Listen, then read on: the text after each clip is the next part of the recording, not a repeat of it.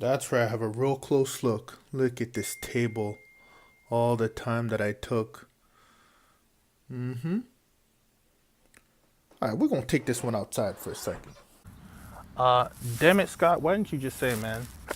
Spent a lot of time creating some Excels and was all at the back of this book, which just shows you the importance of learning how to properly read a book. And it's funny because he actually mentions that in the intro, where he talks about how you should use this book, and he was more doing his due diligence on how you should not take this book verbatim regarding estimates. Again, we're talking about the Bigger Pockets book, and he talks about how the Bigger Pockets book being the book on estimating rehab costs by Jay Scott. So in this book, he talks about how obviously depending on your location, state, contractor that you use, if what type of house you're working on, whether it's a historic or whether it's you know just a whether the house was built in the 80s or there's just so many factors, right, and variables that impact costs. So he kind of breaks it down. He has 25 components, and so what I was doing is creating an Excel just to get familiar, because the reason why I got this book in the first place is, as you guys know, I'm a pro member in Bigger Pockets, and there's estimating calculators. Don't mind the rocking. I'm on this cool rocking.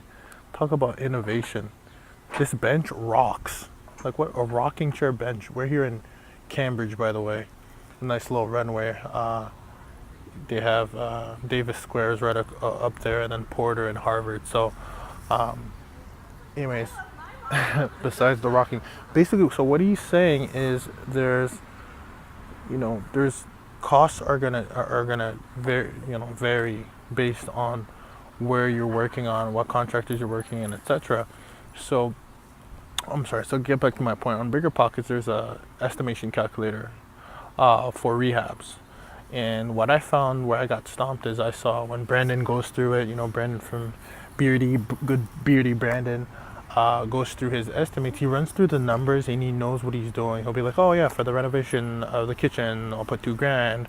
For the flooring, I'll put 300 for this room, and he just goes really fast. And I'm like, well, if I want to start flexing the muscle and practice the way he does his rehabs, um, I don't know how to estimate because I don't have an understanding. You could tell that he had, again, expertise, so he's able to just run through there and be like, yeah, that's about this, that's going to be about that, and that's cool. But if I'm running the numbers and I want my numbers to be accurate or more or less accurate, I'm running into a problem where I'm brand new and I have no idea if something is $600 or $1,200.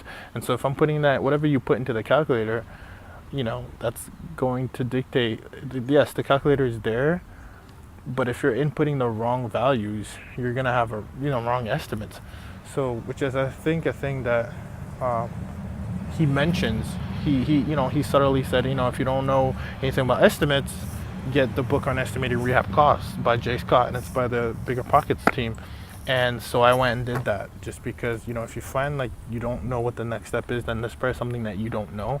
And there was a lot of friction. I was dealing with a lot of friction when it came to trying to practice running through property evaluations or rehab evaluations so you can get your ARV, which is your after repair value. Well, you got to know how much the repairs cost. And when he was running through it, even on YouTube, it looks pretty smooth because he's just putting in these numbers and he knows. But I'm like, I don't know how much this will cost me.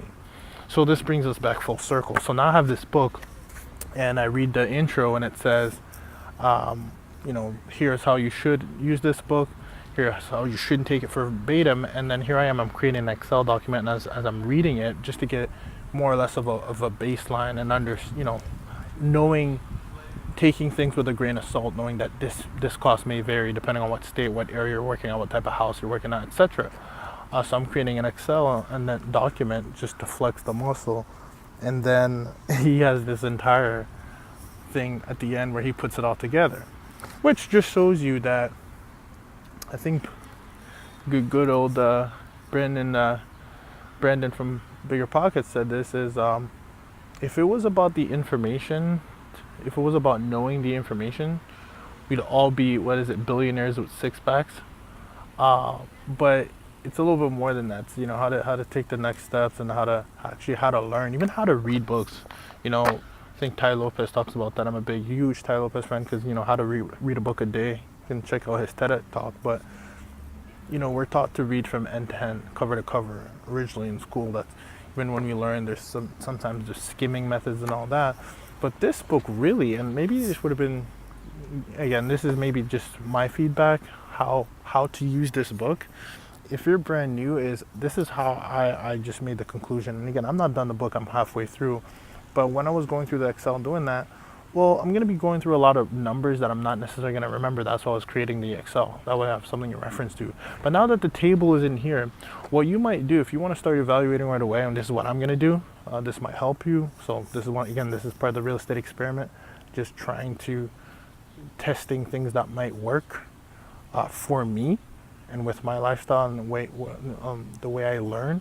What might help is when you're doing a property evaluation, you're using one of the Bigger Pockets calculators, is to actually, if you got to rehab a kitchen or get new floors, then you go to that section in the book and you go through his statement of work, because that's what the main core of this book is. The 25 components in here that you'll see of the rehab, he's broken it down with his experience. He's broken down to 25 components, roof, gutters, reading it off your siding, exterior painting, decks, concrete, garage, etc. So he has 25 components. So if you've narrowed down that there's 3 components that this rehab will probably really touch, if I really, based on the budget amount of money that I want to put into this rehab, go to that section of the book, see what the statement of work is. Continue to just, every time you're doing evaluation, go to that statement of work, see what it is, and then go to the table to see what the breakdown is, taking into account that it might change depending on the type of house that you have.